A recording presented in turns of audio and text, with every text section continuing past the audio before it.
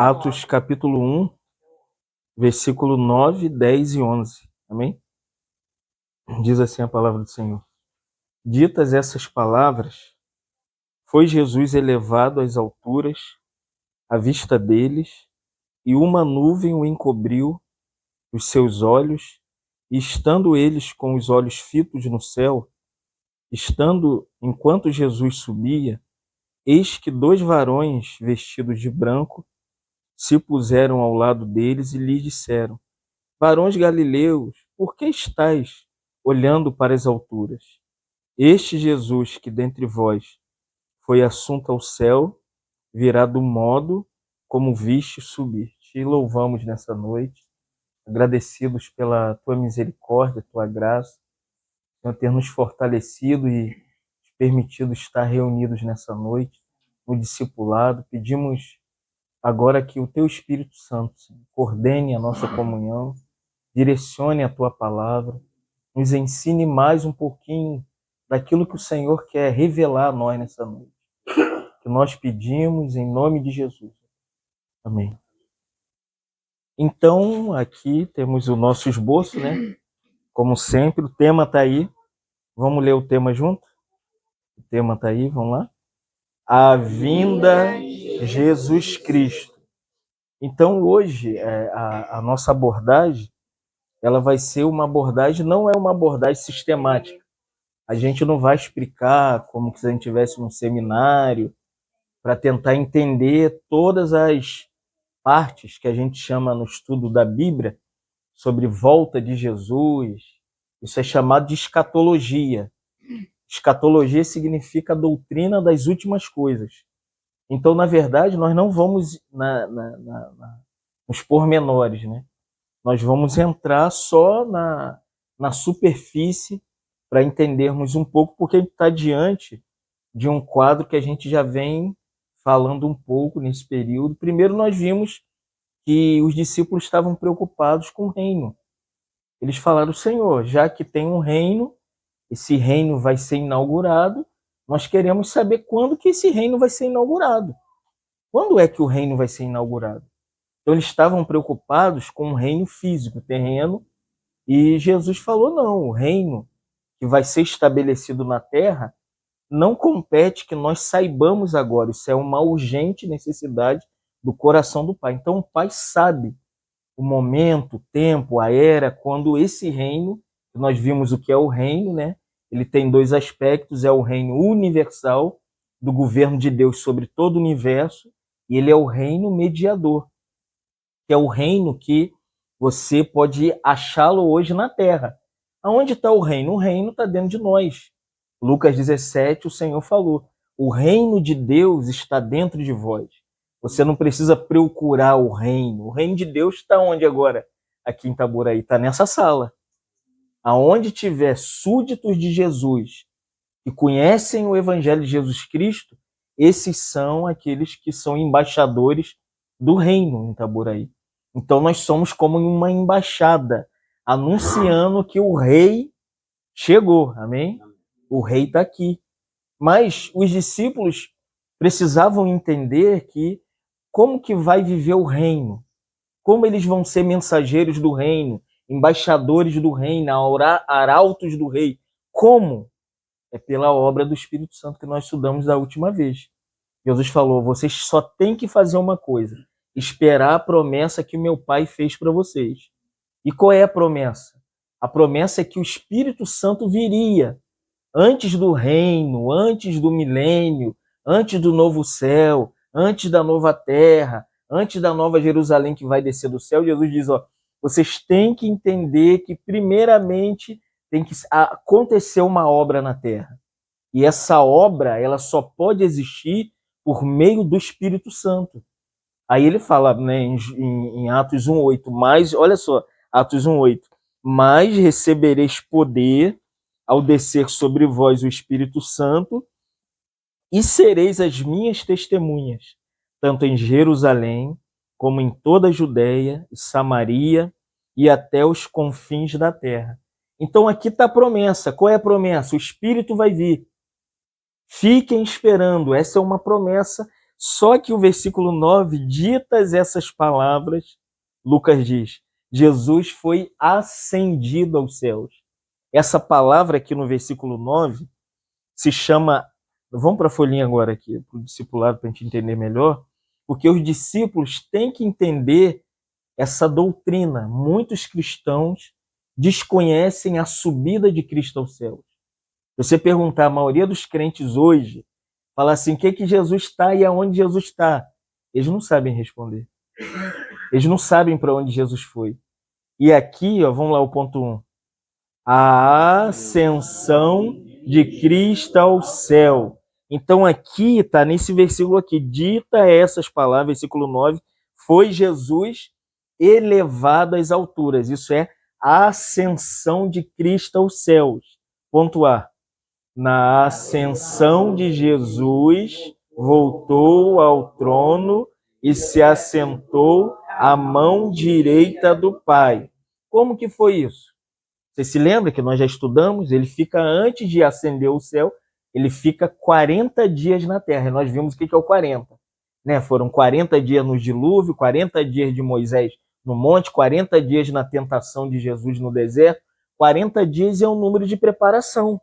Então, antes de Jesus ascender aos céus, Jesus ficou 40 dias preparando os discípulos na terra. Então, antes dele subir, ele deu, vamos dizer assim, né, algumas dicas de como vamos viver a igreja como a realidade do reino na terra. Como a gente vai saber? Por duas coisas. Pela presença do Espírito Santo e pela palavra que Jesus deu aos discípulos. Só que aqui, na ascensão, no ponto A, eu digo que Jesus volta ao trono e se assenta à mão direita do Pai. O que aconteceu? Olha Filipenses, quem achou para me ler. Capítulo 2, versículo 9. Também Deus o exaltou sobremaneira, seu nome está acima. Está na folhinha. Ó, viu? O que aconteceu? Quando Jesus, aqui em Atos 1,9, diz que ele foi elevado, subiu ao céu, Paulo diz que Deus, o Pai, exalta Jesus Cristo. Pega Jesus, coloca Jesus num lugar de destaque. O que é subir aos céus? Tem um sentido de que Jesus foi exaltado. A exaltação de Cristo mostra que Cristo venceu o pecado, Cristo venceu a morte, Cristo venceu o mundo, Cristo venceu o diabo, Cristo venceu tudo. Por que hoje a gente pode dizer que somos cristãos? Porque Deus o exaltou sobremaneira, versículo 9 de Filipenses 2, e lhe deu o nome que está o quê? Acima de todo. Por isso que nós não reconhecemos nome de Fábio Falcão, nome de pastor fulano, nome de ministério tal, nome de igreja tal. Não temos nada contra ninguém. Mas o nome que está sobre todo nome é o nome de Jesus Cristo. O que a igreja precisa? Desse nome daquele que foi exaltado, daquele que ascendeu, daquele que está na glória, daquele que reina soberanamente. Por isso que ele está reinando.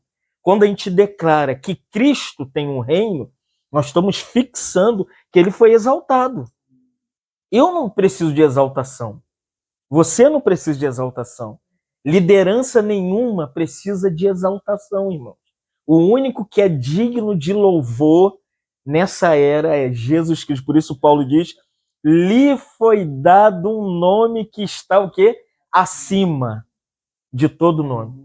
Qualquer nome que você queira mencionar não se compara ao nome do Senhor Jesus Cristo. Por isso que não se apegue a homens, ministério de homem, igreja de homens, porque os homens fracassam, os homens fraquejam, os homens fazem o nosso coração ficar dolorido, os homens nos magoam, os homens nos abandonam. Mas aqui, na exaltação, Cristo exaltado, Paulo diz que é o nome superior a todo nome. Se a igreja visse a doutrina da exaltação de Cristo, eles parariam de idolatrar pastores, de ir atrás de líderes e ficar ali. Ah, porque esse aqui é o meu preferido. Derek, a gente viu tomar um café com ele, Derek estava compartilhando em 1 Coríntios 3. Porque a igreja em Corinto, muitos irmãos ficaram se dividindo na igreja por causa de homens. Um dizia, eu sou de Paulo, eu sou de Apolo, eu sou de Pedro, outro dizia, eu sou de Jesus. E Paulo diz, acaso Cristo está dividido? Ou eu morri por alguém? Irmãos, nós não temos outro nome além do nome de Jesus. Se você quer exaltação, se você quer tapinha nas costas, se você quer essas coisas, você ainda não conheceu Jesus Cristo. Nós somos discípulos de Jesus. Por isso a gente chama essa parte de discipulados. Somos seguidores de Jesus Cristo. Agora, Marcos, capítulo 16, versículo 19, quem achou ler para mim? Pode ler na Bíblia? Não, pode ler aqui também na Porque folha. Pode ler. Ora, o Senhor, depois de lhe ter falado, foi recebido no céu e se sentou à direita de Deus. Aleluia, amém, viu? Ele levou os discípulos, né, para um lugar, depois que falou, os abençoou, ele foi recebido no céu, olha isso aqui, e se assentou à destra de Deus. A palavra aqui no original grego, destra, no grego significa lugar de destaque, lugar de exaltação, lugar de domínio. Então, quando Marcos 16, 19 diz que Cristo está ascendido, isso é para o nosso coração nessa noite, falar assim, Senhor, muito obrigado, Senhor, por tudo que o Senhor fez em nosso lugar. Isso aqui, irmãos, é para o nosso coração ficar em paz. Que a nossa vida, a nossa casa, os nossos filhos, nosso negócio, nosso trabalho, nossa vida cristã, não depende dos nossos esforços. Foi o esforço do Senhor, indo à cruz, morrendo, sendo sepultado, ressuscitando ao terceiro dia. Marcos 16, 19 diz que agora, na exaltação, ele se assenta. A palavra grega é destrais, significa lugar de proeminência. Você sabe o que é esse lugar? É o que os homens querem hoje. Esse não é o lugar dos homens. Esse é o lugar de Jesus Cristo. Esse é o lugar de exaltação, é da pessoa do nosso Senhor. Então, aqui fica claro que o trono é de Cristo. A glória é de Cristo. O poder é de Cristo. Isso aqui diminui a gente, exalta o Senhor. Se a igreja vê esse versículo 9 de Atos 1, quando Lucas diz, dita essas palavras, foi Jesus elevado às alturas. Ai, irmão, se a igreja visse a exaltação de Jesus Cristo, quantas coisas iam mudar na vida dos irmãos. A igreja seria mais simples, mais amável, seria mais acolhedora, seria mais abençoadora. Mas quando se perde a visão da exaltação de Cristo, quem se exalta é o homem, é o nome do homem, o ministério do homem, a igreja do homem, né? São coisas assim que você fica até que temeroso. Como que pode a pessoa tomar o lugar de Jesus? Como que pode a pessoa roubar a glória do Senhor, irmão? Mas graças a Deus que aqui a palavra é um norte, uma direção para a gente. Vamos ler o ponto B? Diz assim, ponto B. Na ascensão, Jesus provou a vitória sobre Satanás, o mundo, o eu e o pecado. Entendeu? Quando ele senta lá à direita de Deus, exaltado, Satanás é vencido, o mundo é vencido, o seu eu é vencido e todos os pecados foram vencidos por esse Cristo entronizado, assentado nos céus. Efésios 4:8, Paulo diz assim, ó, por isso diz, quando ele subiu às alturas, quando Cristo subiu, deixa eu explicar isso aqui, Paulo vai dizer assim, levou cativo o cativeiro e concedeu dons aos anjos. Por quê? Todo mundo no Antigo Testamento, desde Adão até o último patriarca, reis e profeta, todo mundo que morria ficava cativo. Ninguém saía da morte. No mínimo que você tinha era alguém que ressuscitava e depois morria de novo. até Jesus vir. Então, quando Jesus vem, se encarna, a pegada do diabo era essa. Eu tenho que achar o Filho de Deus. Por isso que ele manda matar os primogênitos no nascimento. Herodes endemoniado para matar. Onde que nasceu? Onde que nasceu? Esse aí que a estrela está guiando, que os magos foram ver aonde ele havia nascido. E ele fala, vai matar, porque o desejo do diabo era matar o Senhor. E o que que acontece? Ele não consegue matar o Senhor. Os pais de Jesus levam Jesus, né, para o Egito, e depois da morte do rei Herodes, trazem Jesus e criam Jesus em Nazaré. Aí Jesus faz 1 ano, 2 anos, 3 anos, 4 anos, 5 anos, 6, daqui a pouco você encontra Jesus com 12 anos ensinando no templo. Mas até então o diabo estava ali, mirando todos os meios para tentar pegar o Senhor Jesus Cristo. E você não encontra, depois que Jesus é visto no templo, que ele repreende a mãe dele, né? Num bom sentido da palavra, que ele fala assim, não sabia que convém que eu deveria estar na casa do meu pai, cuidando das coisas do meu pai? O texto diz em Lucas que Maria guardou tudo em silêncio no seu coração e ficou considerando. Você só vai encontrar Jesus no Jordão, no Evangelho de Mateus, já no batismo. Aonde Jesus ficou esse período de 12 até 30 anos? Os estudiosos dizem que Jesus estava na presença do Pai, aprendendo profissão, respeitando Maria, cuidando dos seus irmãos. Ele era um homem como qualquer outro homem, só que com uma missão. E o diabo está ali observando. E o diabo pega e começa a usar a religião para atacá-lo, pega não só a religião, também o Estado, para se unir. Roma se une com a religião, o judaísmo, para tentar prender Jesus, e prendem Jesus, levam Jesus para a cruz. Jesus é crucificado. Satanás falou assim, agora acabou. Porque todo mundo, esse versículo, Efésios 4:8, todo mundo era levado cativo para o cativeiro, Efésios 4:8. Ninguém saía do cativeiro. E o diabo falou assim, Jesus também vai ficar cativo. Ele não vai sair de lá. Então ele ficou observando. Opa! Satanás não conhecia a palavra ressurreição. Não existia essa palavra no vocabulário do diabo. Porque todo mundo que morria, ele prendia. Morreu, está cativo. Ficou no cativeiro de Satanás. Mas quando Jesus, no 3º dia, o Espírito de Deus entra no túmulo de Cristo, ele vai lá e ele tira Jesus da morte, irmãos, o diabo foi vencido. Amém, irmãos? É na ressurreição que o diabo é vencido.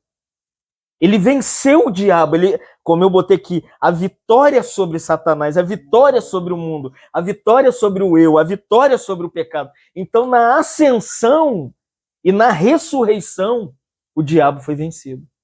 Como a gente precisa entender que hoje a morte não pode mais nos aterrorizar, irmão. Você não pode ter medo de morrer, amém? Mas tem crente que tem medo de morrer. Tem crente que tem medo da morte. A gente estava numa reunião em Cabo Frio, aí eu falando, né, da ressurreição, da vitória de Cristo. Aí a irmã falou para Joana, não, eu não quero morrer, não. Eu não posso morrer, não. Como assim, irmão? Jesus venceu a morte. Ao 3º dia, Jesus ressuscitou, venceu a morte aqui, e ele levou cativo o cativeiro.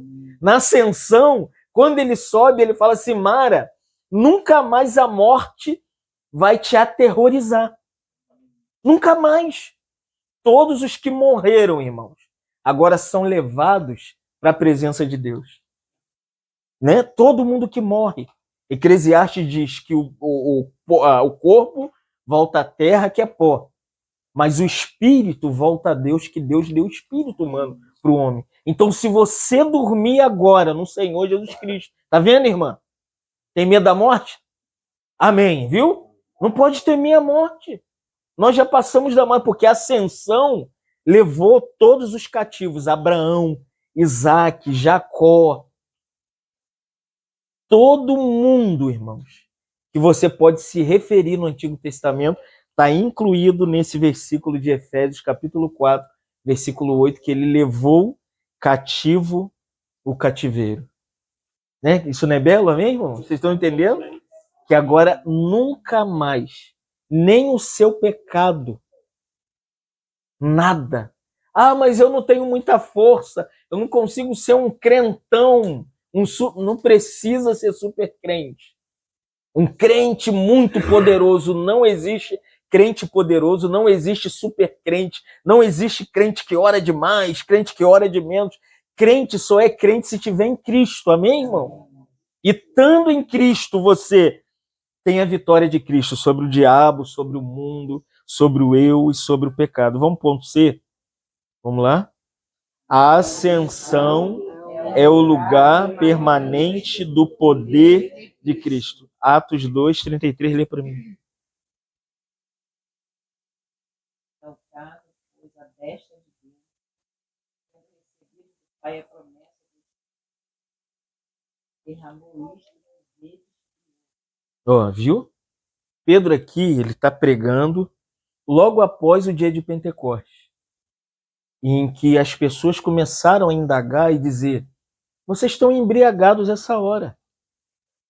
Essa hora, vocês estão bebendo vinho uma hora dessa, e Pedro tem que se levantar para testemunhar acerca daquele ocorrido. O que está acontecendo? Qual é aquele momento que o Espírito Santo foi derramado? E Pedro vai explicar. O que Pedro explica? Pedro diz: ó, vocês, lá na Páscoa, lá quando Jesus estava na cruz, lá vocês crucificaram Jesus. Imagina a cara das pessoas que falaram: solta Barrabás, crucifica Jesus, crucifica Jesus. Imagina, Pedro está acusando eles, falando: vocês são responsáveis pela morte do Filho de Deus. Imagina. E nesse ínterim que Pedro está fazendo uma acusação contra esses homicidas, ali no dia de Pentecostes, Pedro, dentro desse quadro, Pedro diz assim: sabe o que aconteceu? Jesus não só morreu, porque a alma de Jesus não poderia, irmãos, ser deixada na morte. Jesus tinha que ressuscitar. Só que dentro da ressurreição e pós a ressurreição, Pedro diz que ele foi exaltado à direita de Deus e recebeu do Pai a promessa do Espírito Santo que ele derramou, e vocês estão vendo e ouvindo a promessa. Vocês estão entendendo o que eu estou falando? Que Jesus só poderia derramar o Espírito Santo se ele fosse exaltado. Ascensão, exaltação, é a mesma palavra. Ah, Jesus ascendeu aos céus, é porque no céu ele tem um lugar de exaltação.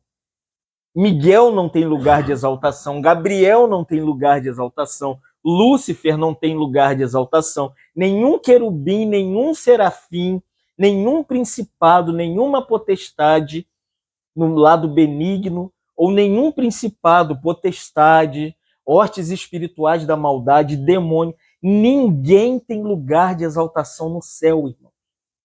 É isso que Pedro está dizendo. E ele, exaltado à destra de Deus, Pedro diz: agora ele pode cumprir a promessa.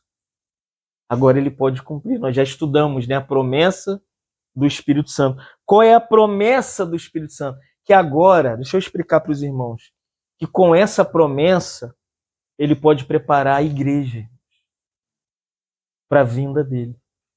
Se não houver ascensão, a exaltação, o derramamento do Espírito, a habitação do Espírito, a morada do Espírito, a vida no Espírito Santo, que habita em nós, mora em nós, se move em nós, nos fez casa de Deus, nos fez morada de Deus, nos fez templo de Deus, não tem como aguardar vinda de Jesus. Por isso que 99% dos crentes não querem que Jesus volte. Por quê? Chega agora e pergunta para os cristãos aqui nesse bar: qual é a esperança de vocês? O que vocês estão esperando? Eles vão falar assim: ah, que o governo, né, agora eles agilizem para que aquele negócio lá do INSS seja resolvido para o dinheiro cair na conta. Tá bom, o Senhor faz isso, irmão. O Senhor pode, o Senhor é poderoso, né? Paulo diz: para fazer infinitamente mais do que tudo que pedimos ou pensamos. Outros vão dizer assim: ah, eu quero que meu filho seja livre das drogas.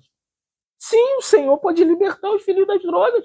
Ontem nós não oramos lá para os drogados, para os que estão encarcerados, para os que estão doentes. O Senhor faz. Mas a esperança primária, prioritária da igreja é a volta de Jesus. Amém, irmão? Esse mundo não tem jeito. Não tem jeito. Pode tirar Lula, botar Bolsonaro. Vai ser a mesma falcatrua, a mesma roubalheira, porque o problema do mundo é um ser que está nele, que até a volta de Jesus, ele vai estar habitando. Se lembra que ele vai na terra, ele rodeia pela terra, ele passeia pela terra, ele anda de... É o diabo, irmãos. Esse sistema, 1 João diz que o mundo inteiro jaz no maligno. Não tem como reformar. Vamos educar as criancinhas. Pode educar a Emily.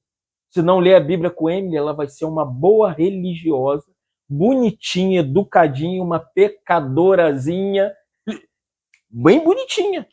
O que você tem hoje são religiosos e religiosas bonitinhas, que não querem que Jesus volte, quer ter filho primeiro, quer resolver o problema da casa primeiro. E não, irmãos. É assim, por que Jesus foi exaltado? Olha só o texto. Vou pegar aqui para a gente ler, se você não achar que eu estou inventando moda. Olha só. Versículo 10 de Atos 1. E estando eles com os olhos fitos nos céus, enquanto Jesus ascendia ou subia aos céus, eis que 2 anjos se puseram ao lado deles. Olha o versículo 11. E lhes disseram: irmãos Galileu, por que vocês estão olhando para as alturas? Olha a volta de Jesus aqui. Este Jesus que vocês estão vendo subir ao céu, olha só, ele virá de novo. Amém, irmãos? Eu não sei se a sua esperança é essa, mas a minha esperança não é Ellen, não é filho criado, não é Esté educada, não é Pedro na faculdade. A minha esperança é que meus filhos conheçam Jesus. Se estudar, se o Senhor der bolsa de estudo, faculdade, se formar, eu vou dizer para você, irmãos, a nossa esperança é que Jesus Cristo pode vir agora. Já passou 2000 anos desde esse texto aqui, de Atos 1, 10 e 11, que eles ficaram olhando para o céu e os anjos falaram: gente, para de olhar para o céu. Esse Jesus que vocês viram subir, da mesma maneira que ele subiu, ele vai voltar. Só que muita gente não vai ver. Sabe por quê? Vamos lá, ponto 2. A promessa da segunda vinda de Jesus. Ponto A. A volta de Cristo é segredo. Vai pegar muita gente despercebida. Vai estar na faculdade, vai estar no trabalho, vai estar lavando louça. Irmãos, olha o texto aqui, Lucas 12:40 diz assim: ficai também vós apercebidos, porque a hora em que não cuidais, Jesus virá. Quando que Jesus vai vir? Quando você não tiver ligado, pronto. Quando você tiver pensando na formatura dos seus filhos e na sua casa, que tem que construir, que tem que fazer, irmão, um monte, eu vou falar para você, o arrebatamento é para 1% da igreja. Porque 90% da igreja contemporânea estão pensando em casa, em carro, dinheiro, promessa terrena, estão pensando em despojar o governo de Lula, estão querendo que Bolsonaro volte. Não é nada disso, irmão. A nossa esperança, Paulo disse, a nossa esperança se resume somente nas coisas dessa vida. Paulo diz assim: nós somos os mais miseráveis dos homens. Você quer ser miserável? Fica preso nas coisas da vida. Se prende aqui. Se prende nessa casa que você tem, nesse terreno que você tem, se prende na saúde que você tem, na conta. Se prende nisso. Se você se prender nos bens materiais, olha o que Lucas 12:40 diz, vocês têm que estar apercebido. O que é estar apercebido, irmão? É preparado. Quantos irmãos, não estão preparados para a volta de Jesus? Você olha para eles, eles estão lutando por terreno, por casa, por bens materiais. A promessa que a igreja contemporânea faz para os crentes, dificilmente, quando se soar agora a trombeta, é a voz do arcanjo, gritar no céu, eles vão falar, que é isso aí? Que negócio é esse? Você foi da Marinha, como que é o toque da corneta? Não tem que diferenciar? Eu não conheço como que é, explica pra gente. O toque. Ó. E não tem que discernir? Se você não souber o toque da trombeta, da cornetinha, você não sabe o que você tem que fazer. E hoje é a mesma coisa, irmãos. A igreja, olha só, ela não está preparada no coração dos crentes. Isso aqui é para quando você orar, você se lembrar que tem 250 mil habitantes em Itaboraí. E vão jogar por baixo. Eu acho que aqui deva ter 10% de crente. Crente, que lê Bíblia, que ora, que dá testemunho público, que pode estar numa congregação ali, numa outra congregação ali. Uns reúnem em casa, outros reúnem no templo. Nós não estamos falando disso. Nós estamos falando de pessoas que creram em Jesus, que morreu na cruz, que ressuscitou ao terceiro dia, ascendeu o céu, derramou o Espírito, irmão. É um tempo para a gente orar. Olha quantas coisas nos prende. Quarto para arrumar nos prende. Escola do filho nos prende. Conta para pagar. Irmãos, e quando a gente estiver nesse rolo, nessa linguagem mais atual, nesse bolo doido aqui, Jesus vai vir. Você não vai estar nem esperando. Por isso aqui, Lucas diz assim, porque a hora em que vocês não estiver cuidando, apercebido, ali esperando Jesus, ele vai vir. Quando que Jesus vai vir? Nós não sabemos. Vamos lá, ninguém sabe a hora que Jesus... então muitas pessoas, por não saber, um irmão falou assim para mim, Fábio, eu não acredito mais que Jesus vai voltar. Eu ganhei um susto. Ele é um cristão há 40 anos. Eu falei, irmão, você perdeu a esperança, irmão. Você perdeu a fé. Ele falou, morreu, minha mãe, minha bisavó, fulano morreu. Mas Pedro diz assim, muitos escarnecedores têm saído pelo mundo afora e têm dito que essa promessa não vai se cumprir. Porque a gente, de fato, não é difícil a gente entender que a gente tem que criar os nossos filhos, educar os nossos filhos e encaminhar a criança, como o provérbio diz, no caminho do Senhor, educar, espiritualizar os filhos, ajudar a mulher e puxar parente, e vai na mãe, e vai na avó, e peca, e se arrepende. Quando você vai vivendo esse mundão, você vai falando assim, rapaz, quando você olha, por exemplo, eu conheço o Senhor há 40 anos. Joana deve conhecer o Senhor com 10 anos. Há 50 anos. Você imagina, Jesus não veio ainda. Por quê, irmãos? Não podemos colocar data para a volta de Jesus. Quem fez isso, criou uma seita. Os adventistas do sétimo dia, esses que guardam o sábado, eles colocaram uma data, que Jesus voltaria em 1844. Aí eles foram para um lugar, nos Estados Unidos, prepararam umas terras, foi todo mundo para lá, e quando chegou lá, eles ficaram esperando. Quando chegou em 1844, a maioria dos crentes ali já velho, Jesus não voltou. Aí Ellen White disse, nós não erramos, ele veio de forma espiritual. Heresia. Jesus não veio de forma espiritual. Aonde Jesus está? Jesus está. Aí eles dizem que Jesus está escondido. E o Salão do Reino, que é Testemunho de Jeová, fala que Jesus veio em 1855. Eles são igual adventistas. Ele diz que Jesus está no céu. Jesus já está num lugar aí espiritual, tanto os adventistas quanto os testemunhos de Jeová falam a mesma coisa. Mas nós não podemos colocar uma data específica para a volta de Jesus. Vamos lá, olha só, o ponto B para terminar. Jesus virá repentinamente como um ladrão de noite. Como que um ladrão ele vem roubar? Se alguém vai assaltar a sua casa, ele vai chegar ali e vai falar assim: olha, irmão, olha aí, ó, daqui a pouquinho eu tô chegando aí, prepara aí, ó, que eu vou levar seu bujão, vou levar sua geladeira. Bota tudo. Não, irmão. Como que o ladrão vem? Ele vem em silêncio, na moita. Olha o texto como diz em Mateus 24, 42 a 44. Vamos ler todo mundo junto aqui.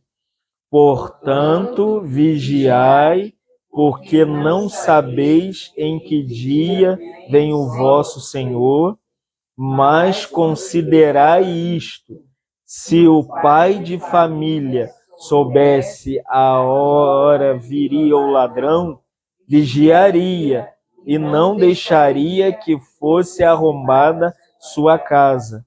Por isso ficai também vós apercebido, porque a hora em que não cuidais, o Filho do Homem virá. Então, quando Jesus vai vir? Quando você estiver como pai de família, preparando, arrumando a casa, e você coloca as coisas no lugar, irmão.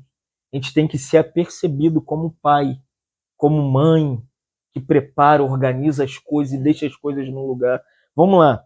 2 Pedro 3,10 diz assim: virá, entretanto, como ladrão o dia do Senhor, no qual os céus passarão com estrepitoso estrondo e os elementos se desfarão abrasados, também a terra e as obras que nela existem serão atingidas. Vai ser como ladrão. Como que Jesus vai voltar e quando Jesus vai voltar? Quando você estiver lavando louça. Jesus vai voltar quando você estiver fazendo as coisas mais comuns, tomando banho, lavando louça, varrendo a casa, lavando roupa. As pessoas acham que Jesus vai voltar quando você estiver no culto. Não. As pessoas pensam que Jesus vai encontrar as pessoas na igreja. Não é na igreja. Como que o ladrão arromba a casa? Como que o ladrão? Ele vem de surpresa, irmãos. Jesus não vai vir na hora em que nós estivermos cultuando, não. Esqueça isso. Ele vai pegar a gente assim, naquele momento em que, lavando o louço, o nosso coração está inclinado a Ele, declarando: Senhor, estou aqui. Ó Senhor, tem tanta coisa no meu coração. Eu queria mostrar para o Senhor. Irmãos, então, tudo que você fizer, está lá no mercado, aproveita a oportunidade. Às vezes não é por muito orar, que a gente fica mostrando para as pessoas que a gente é crente, mas lá no nosso coração, a gente declara para o Senhor. Vamos ponto C. Na volta de Cristo, muitos estarão que eles não vão estar preparados. Mateus 24, 37 a 41. Pois assim como foi nos dias de Noé, também será na vinda. Como que vai ser na volta de Jesus? Como nos dias de Noé. Dá para saber? Dá. Ah, mas você não sabe quando Jesus vai voltar. Mas dá para você ter uma percepção. Olha para o Antigo Testamento. Onde estão os dias de Noé? Os dias de Noé estão em Gênesis capítulo 6 e capítulo 7. Deus falou: Noé, eu achei graça quando eu te encontrei. Noé falou: Senhor. Noé significa graça de Deus no hebraico. Noé é a manifestação da graça. Noé falou: mas eu tenho uma coisa que eu queria te dizer. Eu quero jogar a água do céu. Você nunca choveu. Você imagina uma pessoa chegar para você, nunca caiu uma gota d'água do céu, irmão. Você creria, Gil? É difícil de crer, é pela fé, irmão. Você imagina a gente dizer que vai cair fogo do céu agora? Quem vai crer? Ninguém crê. E Pedro fala que os elementos do céu vão ser abrasados. Sabe como que vai ser na volta de Jesus? Os céus vão virar um pergaminho. Por isso que o aquecimento global não é mais nada nem menos do que o Senhor já preparando a terra para o fogaréu que vai cair do céu. Não tem jeito. Pode usar as Nações Unidas, a ONU, pode projetar aí o ambientalista para todo lado. Não tem jeito. Esse mundo vai ter que abanar muito, mano. Vai e se prepara. Cada casa vai ter que ter 4, 5 ar. Irmão. Nos dias de Noé foi com água. Os nossos vai ser com fogo.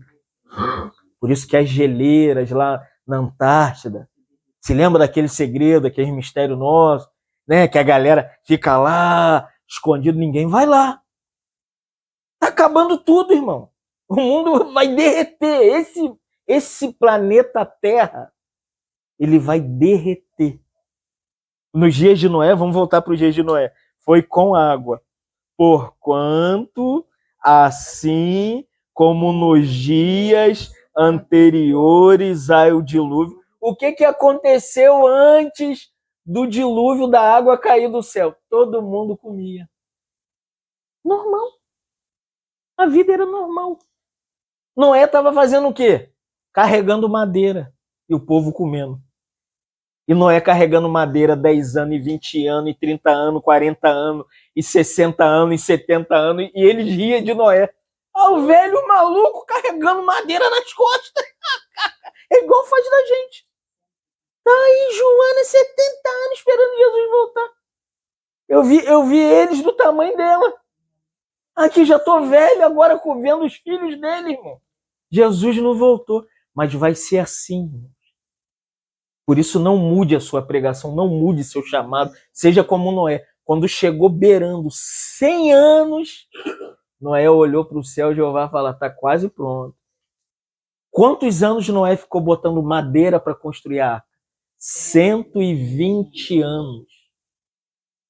Você imagina, carregando madeira nas costas por 120 anos e o povo falando, esse velho é doido. O velho tá construindo uma cachopa de madeira e diz que vai chover. O que é que eles faziam enquanto zombavam de Noé? Comiam e bebiam. Sai agora na Praça do Outeiro. O que tem? Comida e bebida. É comida e abrir um restaurante novo. Tem um restaurante novinho ali. Tô doido pra ir lá comer e beber. Mas eu tô preparando a arca, amém? Quem prepara a arca pode comer e beber. Ó, vai ter bastante. Nós estamos comendo desde ontem. Mas tem que preparar a arca. Aqui, olha só, eles comiam e bebiam. Ah, agora quem quer casar não fica triste, Lucas, não. Casavam-se e davam-se em casamento. O que eles estavam fazendo? Vivendo uma vida tão comum, tão ordinária, que eles esqueceram de ouvir Noé falar que ia chover. Comendo, que é normal comer, é normal beber, e é normal você casar. É normal casar com a Ellie, é normal Derek casar com a Jaqueline, é normal a Joana, se ainda aparecer um varão, casar. É normal o Paulo casar com a Mara. Irmão, é normal. Casar faz parte do ciclo da vida. Só que eles não ouviam a palavra de Noé. Imagina, Noé passava perto da farra da comida, a grutonaria, e todo mundo bebendo vinho, que bebia vinho, e todo mundo se alegrando. Olha, gente, coma, mas vai chover.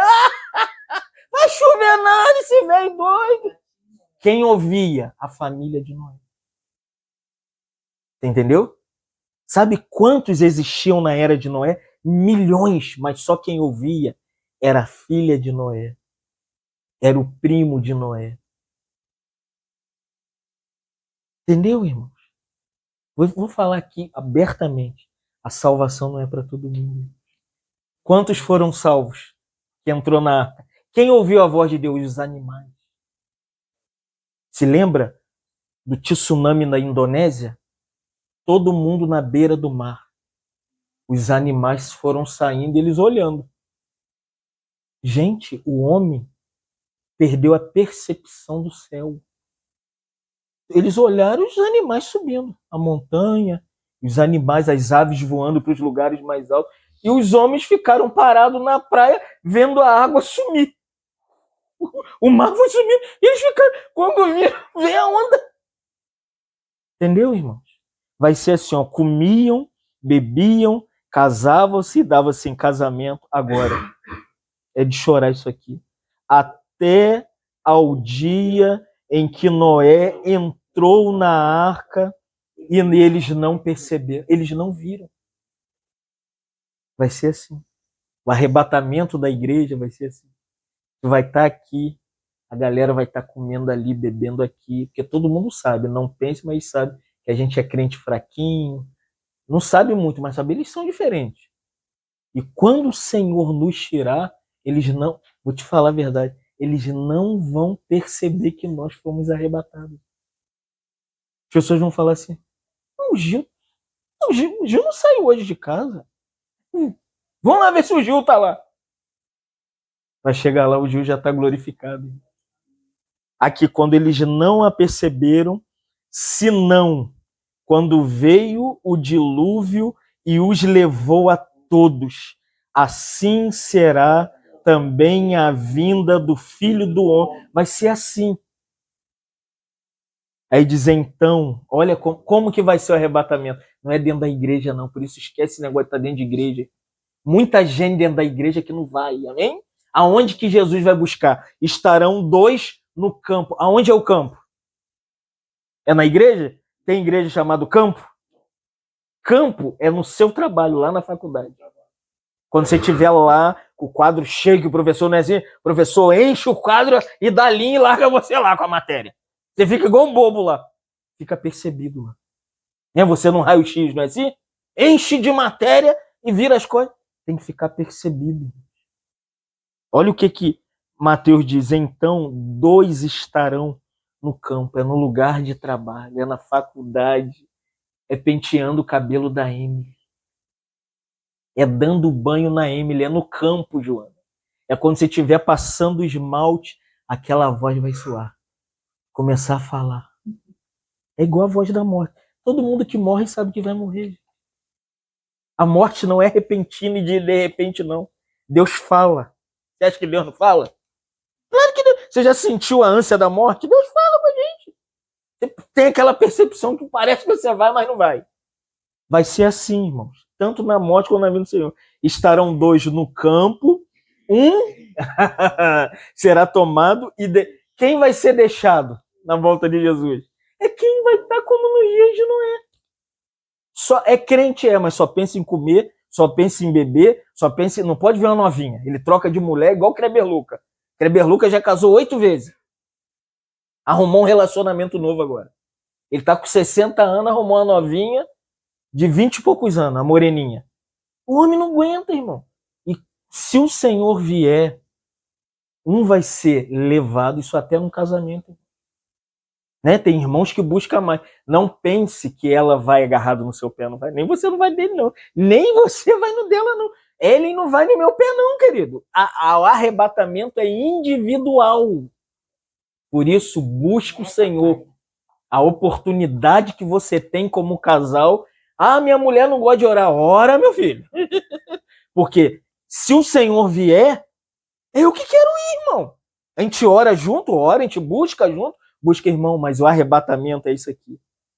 Ninguém vai levar o outro junto, não. Um será tomado e deixado o outro. Olha agora. 2 estarão trabalhando. Aleluia! O arrebatamento é para quem está trabalhando, não é quem está na igreja. Ouvi a minha juventude toda. Se não tiver na igreja, não vai ser arrebatado. Aí uma vez eu perguntei ao irmão Gilberto, falei, irmão Gilberto, e se eu estiver lá no trabalho?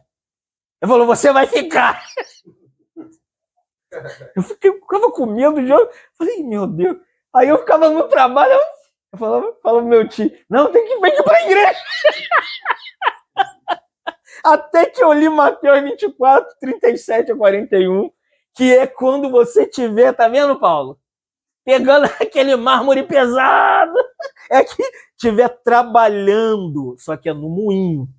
Um será tomado e deixado o outro. Entendeu, irmão? Então, o arrebatamento é assim. Gil pode ir, eu posso ficar. Lucas pode ir e ela ficar. O conceito do arrebatamento que a igreja pinta, que todo mundo vai para o céu, é mentira. Mentira. É como nos dias de Noé. Tem que estar preparado. Como que é que se prepara para Jesus voltar? Lê a Bíblia, gente. Todo dia Deus te dá uma experiência nova com a leitura da Bíblia. Pega a Bíblia, abre. Ah, não entendo. Não é para entender a Bíblia. A Bíblia é para ser lida. E para crer naquilo que ela está dizendo ali. Ah, eu quero entender. Se você quer entender, você compra um dicionário bíblico. Você tem vontade de aprender a Bíblia. Compra um comentário bíblico. E também não precisa ficar fixado. Se você não tem chamado para explicar a Bíblia, não se preocupa, não.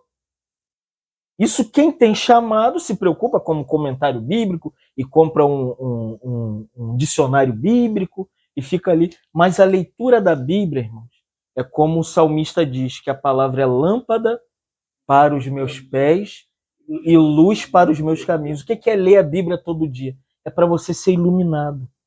Deus vai colocando uma lanterna espiritual para você caminhar na segunda, na terça, na quarta, na quinta. É isso que vai te preparar para você ser tomado da terra. Não é ser religioso. Outra coisa, orar. Orar, você quer preparar para a volta de Jesus? Gasta um tempo de oração. Se não dá para orar com a sua mulher, ora sozinho. Se dá para orar com a mulher, ora com a mulher. Se dá para orar numa reunião de igreja, ora na reunião da igreja, mas ora. Porque não tem como se preparar para Jesus voltar, como que Noé ficou esperando a volta de Jesus? Ou melhor, a chuva cair do céu, se nunca havia chovido. Foi esperando na promessa. Ele ficava, imagina, carregando a tábua, falou, Senhor, já passou 10 anos, Senhor, e não caiu uma gota de orvalho do céu. Senhor já está... Imagina os filhos de Noé, as noras de Noé. Ô, fulano, seu pai não está bem da cabeça, é muita madeira. É muito pau aí empilhado.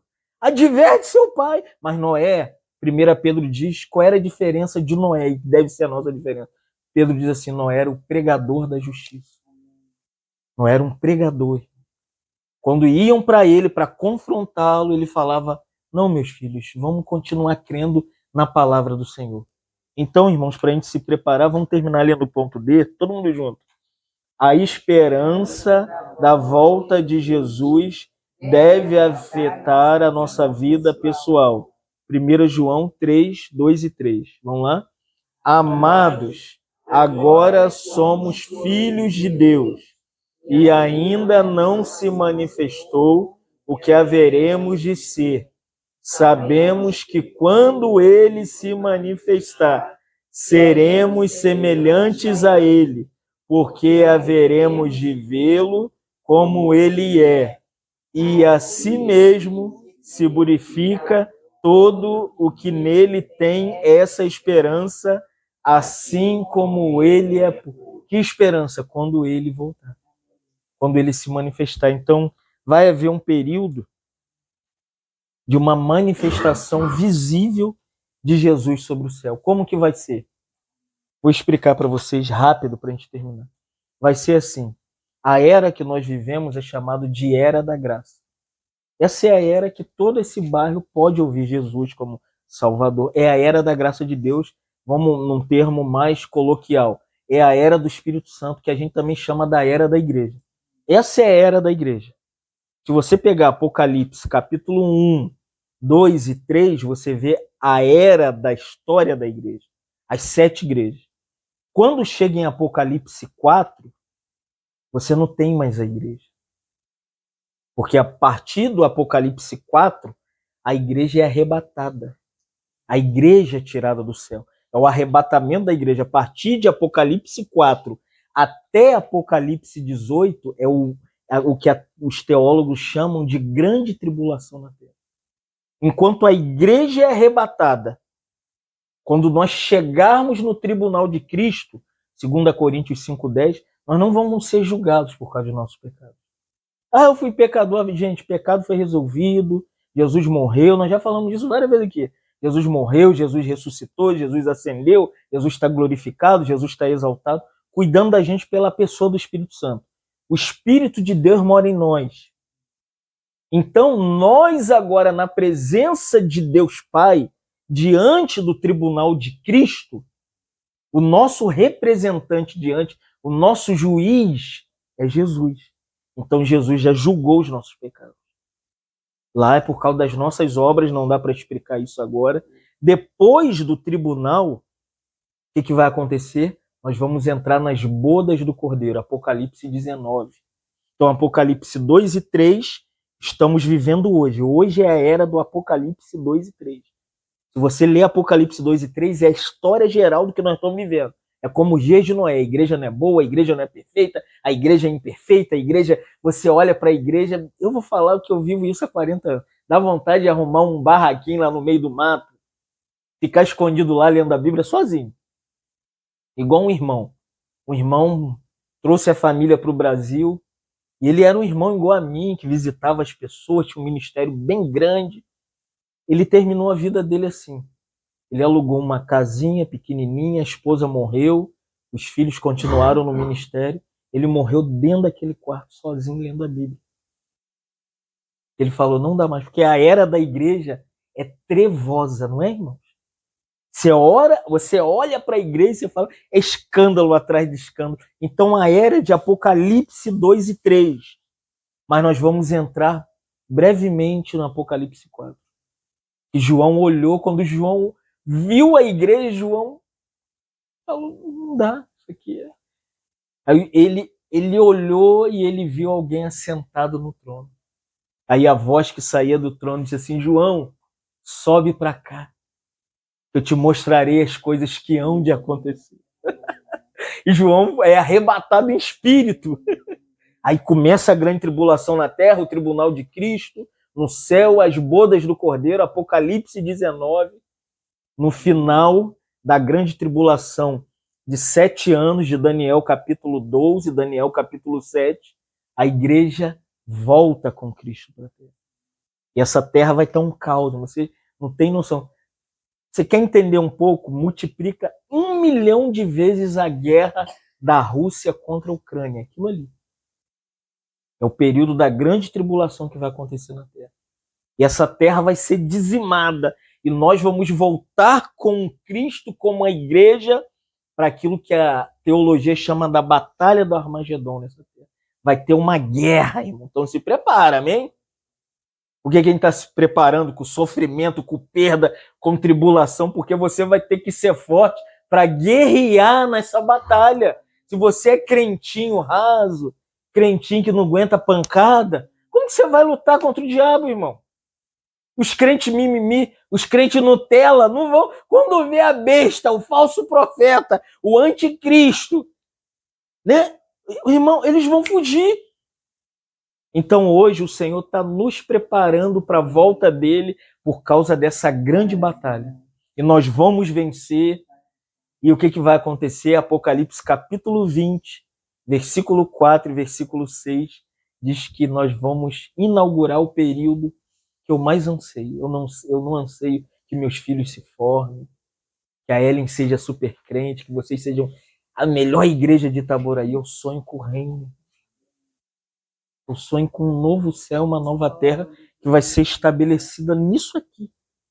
Uma nova ordem, com um único governo, com Cristo lá em Jerusalém, lá no Monte das Oliveiras, a partir dali governando toda a terra. Você já imaginou não ter morte, não ter vingança, não ter ódio?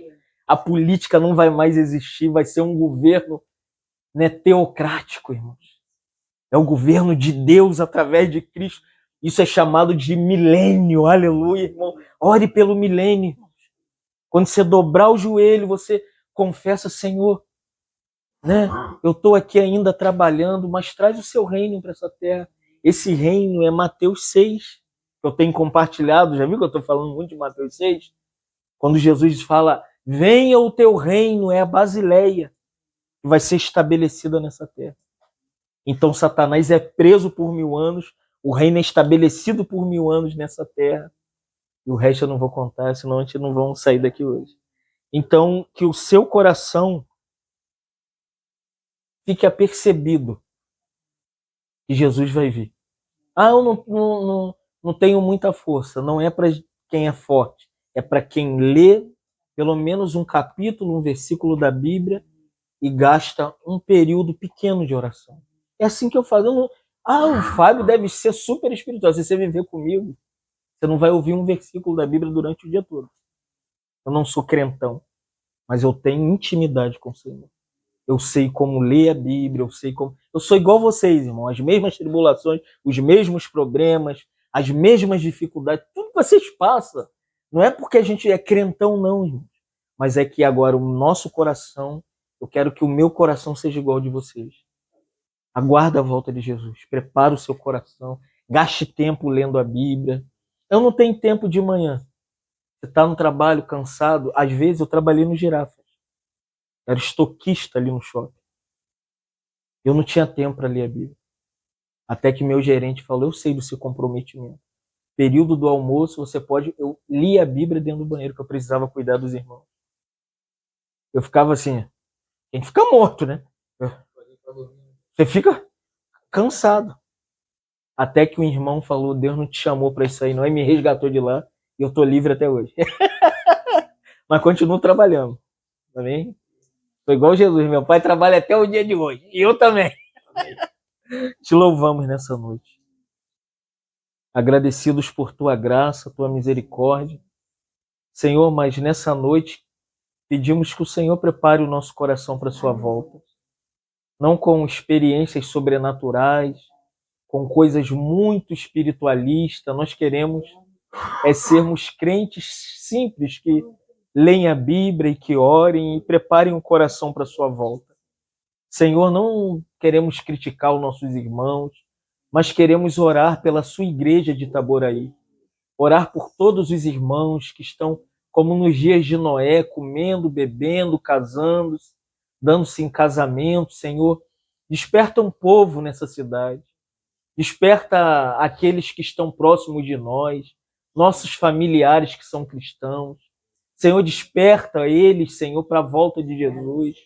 Senhor, desperta o coração, não deixe que eles ficam presos na riqueza, no trabalho, nos bens materiais. Senhor, sabemos que nós precisamos trabalhar para sobrevivermos, mas queremos aprender também a descansar nas suas promessas, Senhor. Queremos descansar na sua palavra, que o Senhor nos prometeu, que como o Senhor foi, o Senhor vai voltar, Senhor. Por isso, prepara a nossa casa, prepara a nossa família, prepara os nossos filhos, prepara os nossos netos, nosso bisneto.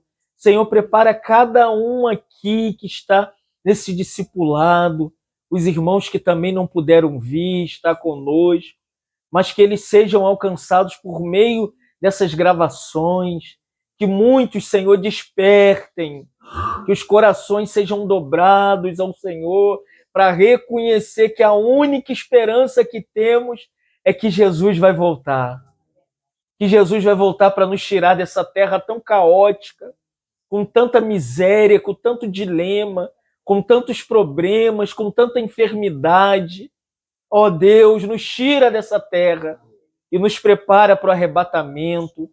Não queremos ser super espirituais, porque o Senhor vai voltar quando nós estivermos no campo, ou quando nós estivermos trabalhando, nos nossos afazeres domésticos, lavando louça, varrendo a casa, dirigindo, no mercado, na faculdade. Senhor, prepara o nosso coração, Senhor, para onde nós estivermos, que nós estejamos prontos para a sua volta, com o coração ali pronto para te ouvir e para dizer Maranata, ora vem Senhor Jesus, vem para nós se for essa noite, Senhor, nos arrebata, nos tira dessa terra, Senhor.